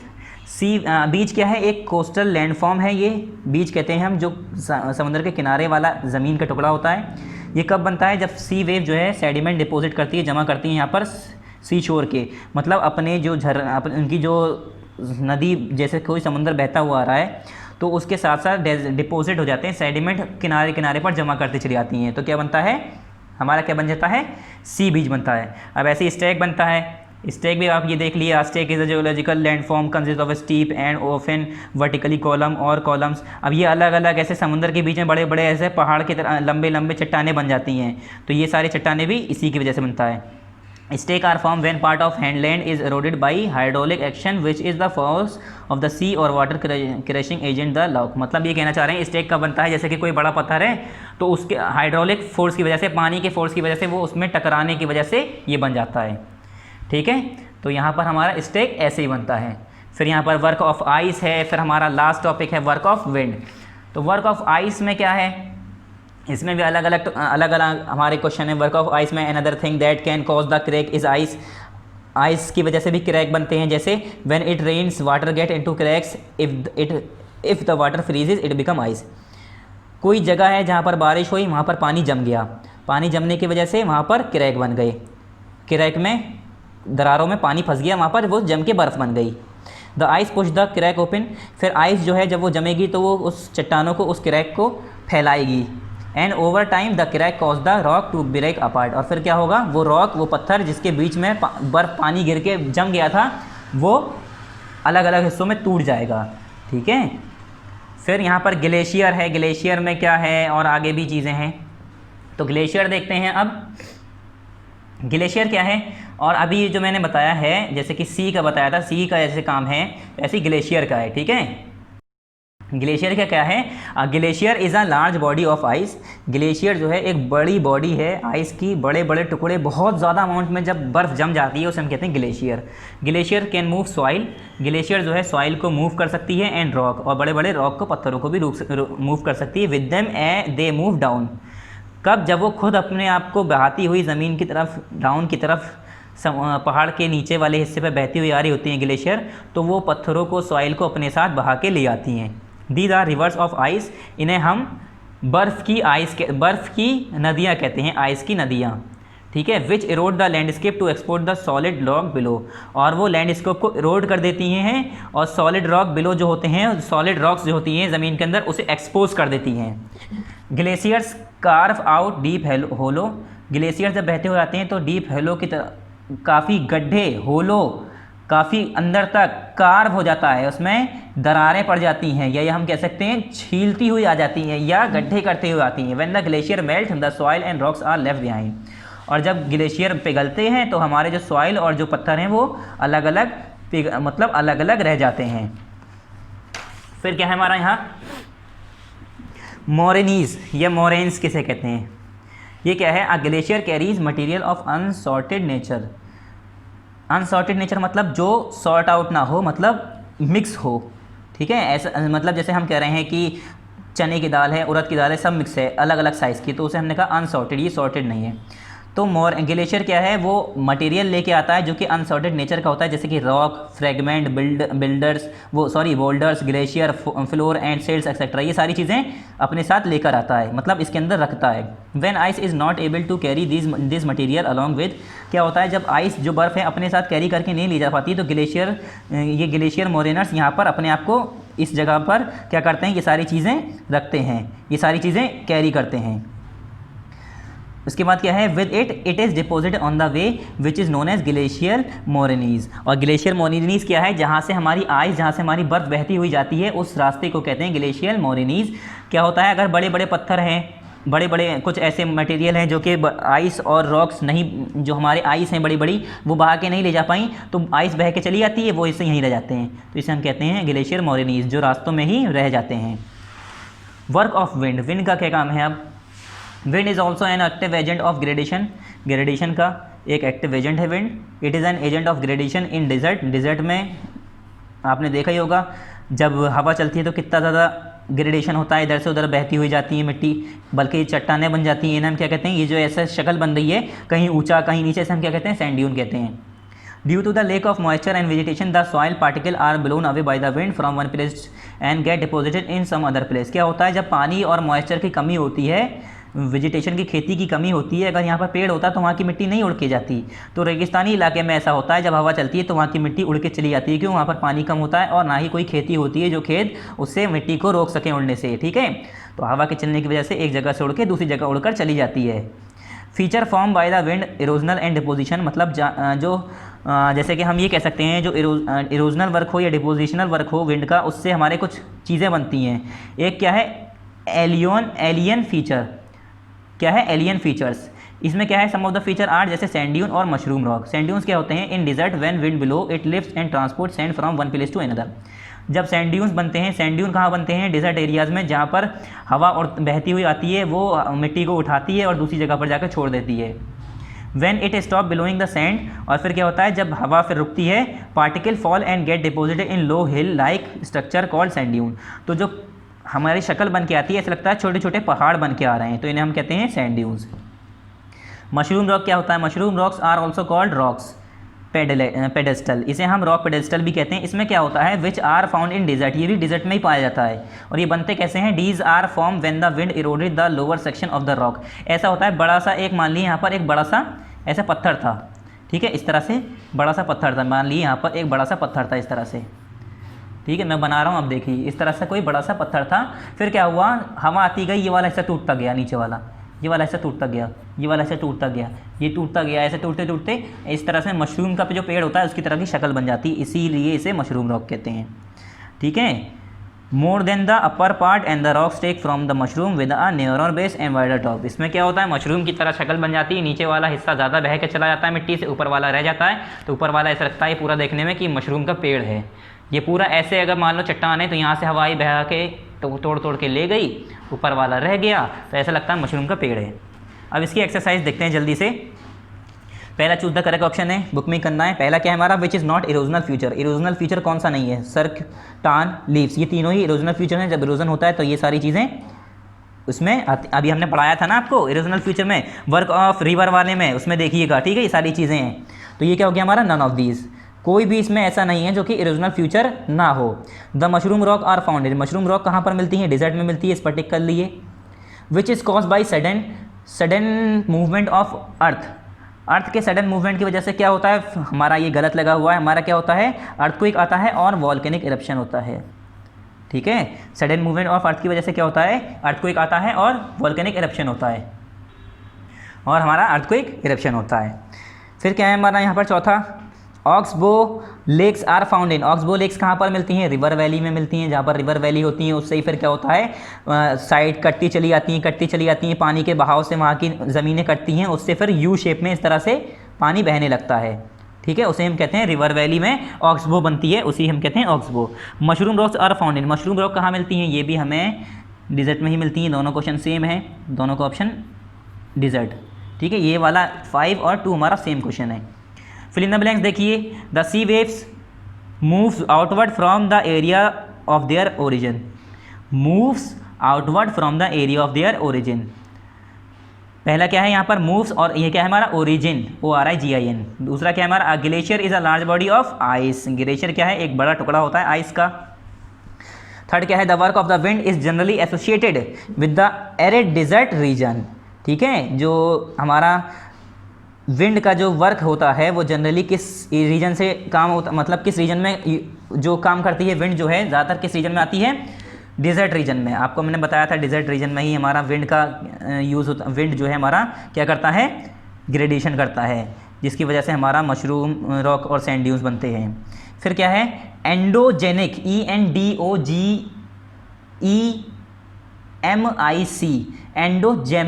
ENDOGEMIC, endogamic not genic, sorry spelling मैंने शायद थोड़ी यहाँ गलत लिख दी है, एंडोजेनिक होता है यहाँ पर, ठीक है। एंडोजेनिक और एक्सोजेनिक, आपको मैं दोबारा लिख देता हूँ इसे,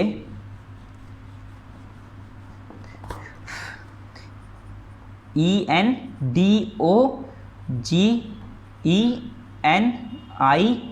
एंडोजेनिक, और EXOGENIC, एक्सोजेनिक। ये 2 तरह की मैंने बताई थी फोर्सेस होती हैं अर्थ के अंदर, ठीक है। Are responsible for the change in the lithosphere, lithosphere के अंदर जो भी चेंजेस आते हैं वो इन्हीं दोनों फोर्सेस की वजह से आते हैं। फिर क्या है हमारा? फिल इन द ब्लैंक से इसे मैच कर लिए, match the fill in the blanks complete हो गया। अब इसे कर लिए, tick the correct fill in the blank. C part हमारा ये मैच द फॉलोइंग, तीनों बुक में करना है। पहला क्या है? ग्लेशियर, तो ग्लेशियर किससे मैच करेंगे? रिवर ऑफ आइस, आइस की जो नदियाँ होती हैं। मेंढर किसे कहते हैं? मेंढर का बताया था मैंने, रिवर्स हैं ये भी। बीच क्या है? बीच क्या है? सी शोर, ठीक है, समुंदर की वजह से ही बीच बनता है हमारा। सैंड ड्यून क्या है? सैंड ड्यून मैंने बताया था कहाँ बनते हैं? डिजर्ट एरिया में बनते हैं। वाटरफॉल, वाटरफॉल क्या होता है? फॉल एट स्टीप एंगल, जब पानी हमारा गिरता है उसे हम क्या कहते हैं? कुछ हाइट से, तो हम कहते हैं उसे वाटरफॉल। अर्थक्वेक क्या है? अर्थक्वेक वाइब्रेशन ऑफ अर्थ, अर्थ में वाइब्रेशन होने लगता है, झंझनाहट होती है, उसे हम कहते हैं अर्थक्वेक आ गया।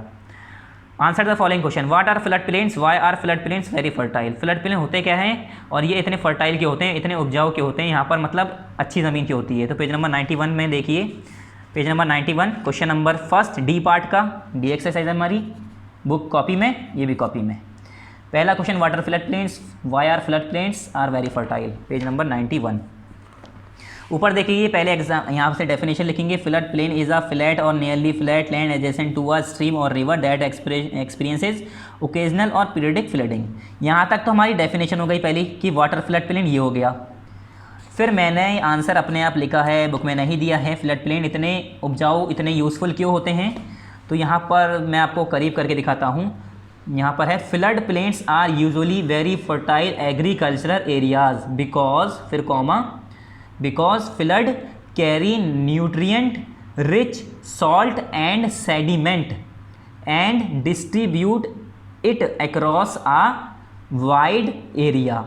ये हमारा रीज़न हो गया कि वो इतने उपजाऊ क्यों होती है वाली ज़मीन। तो पहले हम यहाँ से लिखेंगे आप फ्लड से लेके यहाँ तक, फ्लडिंग तक, उसके बाद flood plains are usually very fertile agriculture areas because flood carry nutrient rich salt and sediment and distribute it across a wider area. यहाँ तक ये हमारा आंसर नंबर फर्स्ट डी का कंप्लीट हो जाएगा। नेक्स्ट क्वेश्चन दिखाता हूँ आपको। Next question, what is erosion, what kind of erosion lead to the formation of beaches. किस तरह का इरोजन क्या होता है और इरोजन किस तरह का हो जिसकी वजह से हमारी बीचेस बनती हैं। पेज नंबर 90 पे है और एक टुकड़ा पेज नंबर 91 पे है, दोनों पे है इसका आंसर। आंसर नंबर 2 डी का पेज नंबर 90 ओपन करिए। इरोजन क्या होता है पहले इरोजन बताएंगे। तो इरोजन की डेफिनेशन हो गई यहाँ से पूरी, यहाँ तक। आंसर नंबर 2 डी का यहाँ से है, ध्यान से लगा लिया। आंसर नंबर 2 डी का यहाँ से यहाँ तक, आंसर नंबर 2 डी का यहाँ से यहाँ तक इरोजन हो गया। फिर उसके बाद एक लाइन लिखनी है, river is one of the important agent of gradation. ठीक है, आंसर नंबर 2 यहाँ से यहाँ तक। उसके बाद ये लिखना है हमें, river is one of the important agent of gradation. ये लिखने के बाद पेज नंबर 91 पे यहाँ पर पहले लिख लिया आंसर नंबर 2 डी, यहाँ से यहाँ तक पूरा, यहाँ से फिर ये वाला एक लाइन लिखेंगे यहाँ तक। फिर 91 पे इस पेज पे आइए, इस पेज पे यहाँ पर लिखना है, a beach is coastal landform form when the sea wave deposit sediment along the sea shore. यहाँ पर आंसर नंबर 2 डी का यहाँ पर ख़त्म हो गया। ये तीनों पार्ट मैंने आपको करा दिए। ये यहाँ से यहाँ तक, यहाँ से यहाँ तक, फिर यहाँ से एक लाइन यहाँ तक। उसके बाद नेक्स्ट यहाँ पर सी बीचेस नहीं लिखना है, सिर्फ यहाँ से आ बीच से लेकर यहाँ तक। आंसर नंबर 2 डी कंप्लीट हो जाएगा। फिर next question, question number 3, what are mushroom rock, why are they called so. ये मशरूम रॉक क्यों हैं, कि मतलब मशरूम रॉक होते क्या हैं, इन्हें हम मशरूम रॉक क्यों कहते हैं। पेज नंबर 92 यानी यही वाला हमारा मशरूम रॉक की पूरी डेफिनेशन यहाँ तक। आंसर नंबर 3 डी का मशरूम रॉक की पूरी डेफिनेशन यहाँ से यहाँ तक। फिर next question, question number 4, what are oxbow lakes. Oxbow lakes क्या होती है, पेज नंबर 90 पे पूरी डेफिनेशन लिखनी पड़ेगी। ऑक्सबो लेक क्या होती है, पेज नंबर 90 ओपन करिए। ऑक्सबो लेक क्या है, an oxbow lakes is a U shape water body, पूरा मैंने आपको पढ़ाया है। ऑक्सबो लेक यू शेप की वाटर बॉडी होती है, क्यों बनती है, कैसे बनती है, ये पूरा यहाँ तक। आंसर नंबर 4 डी का हो गया। ये यहाँ से लेकर यहाँ तक आप पूरा ऐसे टिक कर लिया, आंसर नंबर 4 डी का। नेक्स्ट क्वेश्चन देखते हैं, क्वेश्चन नंबर फर्स्ट ई का, how erosion and weathering are interlink with each other. Erosion और वेदरिंग एक दूसरे से कैसे लिंक करती हैं, एक दूसरे को कैसे लिंक हैं। तो यहाँ पर लिखेंगे erosion and weathering are interlink with each other as कर लेंगे यहाँ पर। Erosion and weathering are interlink with each other as, इसके बाद एज के बाद पेज नंबर 90 से लिखना है। पहले इरोजन से लेकर एज तक लिखिए, एज तक लिखने के बाद पेज नंबर 90 पे आ जाइए और यहाँ से लिखिए as weathering happen when rock are broken into smaller pieces से फिर यहाँ तक। आंसर नंबर फर्स्ट ई का, पहले तो मैंने क्वेश्चन में ही लिखवा दिया, फिर वेदरिंग से यहाँ तक। आंसर नंबर फर्स्ट ई यहाँ पर मैंने डाल दिया है क्योंकि 2 आंसर हैं। आंसर नंबर 2 का यहाँ से है यहाँ तक, आंसर नंबर फर्स्ट ई का यहाँ से है यहाँ तक। ठीक है, यहाँ तक आंसर नंबर फर्स्ट ई का। हाथ के हाथ करेंगे तो ज़्यादा सही रहेगा, कन्फ्यूज़न नहीं होगी आपको। नेक्स्ट क्वेश्चन मैं आपको दोबारा दिखा दे रहा हूँ। इरोजन से लेके एस तक लिखा, इरोजन से एस तक लिखने के बाद पेज नंबर 90 पे यहाँ से लिखना है वेदरिंग से, वेदरिंग से पूरा यहाँ तक। ये हमारा आंसर नंबर फर्स्ट ई का कंप्लीट हो जाएगा। Question number 2, what is the work of river in its upper course. Upper course में रिवर का क्या काम होता है, ये मैंने कॉपी में किया है, बुक में आपका आंसर दिया नहीं है, तो मैं कॉपी में जो मैंने किया है इसे मैं दिखा दे रहा हूँ। व्हाट आर द, ये पूरा है यहाँ पर question, what is the work of river in its upper coast. ये क्वेश्चन उतार लिएगा, आप पूरी एक्सरसाइज कर लिएगा। क्वेश्चन 1 आंसर 1 उतार के उसके बाद ऐसे, ये मैंने इसलिए उतारा है कि बताया है कि इस तरह से लिखना है।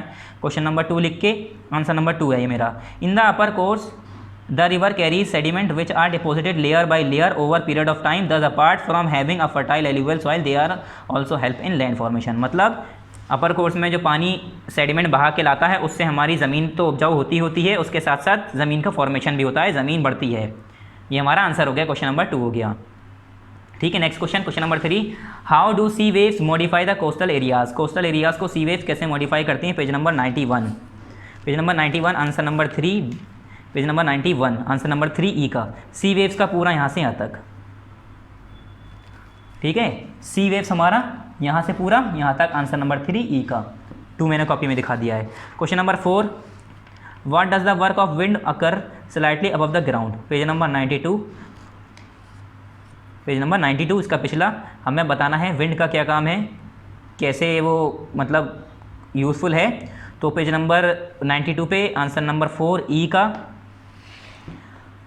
आंसर नंबर 4 ई का क्या है हमारा, विंड इज़ ऑल्सो, पूरा लिखेंगे यहाँ तक, सम ऑफ द फीचर्स आर, पहले यहाँ से 4 ई तक लिख के फिर लिखेंगे आंसर नंबर 4 है ये ई का, विंड से लिखेंगे पूरा एलोवेन फीचर्स तक, उसके बाद लिखेंगे some of the features are sand dunes and mushroom rock, खाली नाम लिखना है, डेफिनेशन नहीं लिखनी है, खाली sand dunes and mushroom rock, पूरा आंसर नंबर 4 यहाँ से यहाँ तक, उसके बाद लिखेंगे some of the feature are sand dune and mushroom rock. बस यहाँ पर आपकी एक्सरसाइज कंप्लीट हो गई, सारे क्वेश्चन आंसर आपको टिक करा दिए गए हैं। एक क्वेश्चन हमने जो बुक में नहीं था वो आपको लिखा दिया गया है।